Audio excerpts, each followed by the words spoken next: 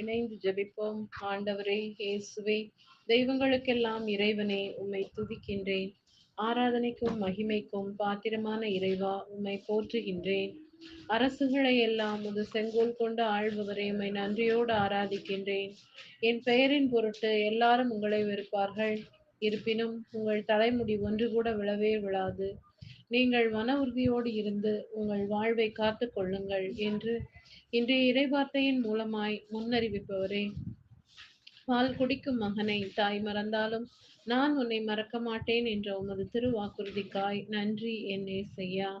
தந்தையே, நான் முடியும் வரை அல்ல, என் மூச்சு நிற்கும் வரை உம்மை பின்தொடர கிருபை தாரும். அதன் வழியாக உமது முடிவில்லாத மகிமையை கண்டு உம்மில் மகிழ்ந்து இருக்க வரம் தாரும்.